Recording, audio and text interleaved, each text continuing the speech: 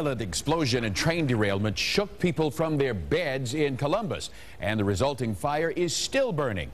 National Transportation Safety Board is just about to give an update on what might have caused the derailment. 9 News reporter Tom McKee live in Columbus now with the latest for us. Tom.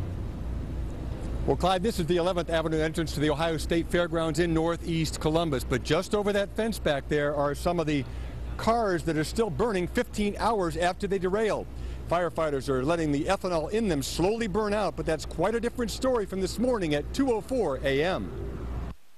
An explosion produced a fireball that lit up the sky over northeast Columbus early Wednesday as 10 cars of a 90-car train left the tracks. There's 3 ethanol tank cars. Each of them carried 30,000 gallons of product. 2 of them were completely ruptured. 1 of them was punctured. Liz Early slept through it. Her dog Pearl didn't. She had woken up and she was whining like she wanted to go out. When Pearl went out, Early saw flames but figured it was a house fire, but she was wrong.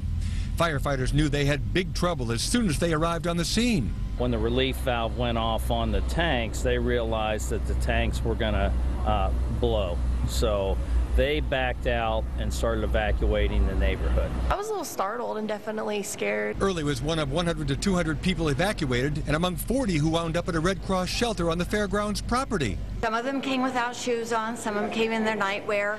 We provided blankets, shoes for them to wear, temporary shoes. Just a few people remained at midday waiting for the all clear to be given so they could return home. By mid-afternoon, cleanup equipment started to arrive to handle liquids and solids from the derailed mess of ethanol, grain, and corn syrup.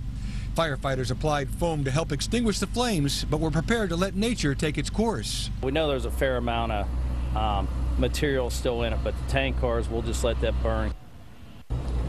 Now back here live in Columbus, we're waiting for an NTSB briefing in just a few minutes from Earl Wayner, the board member. He's coming up to the microphones right now. Coming up at 6, though, how training and quick thinking likely saved the lives of many, many firefighters. Tom McKee, 9 News, live in Columbus.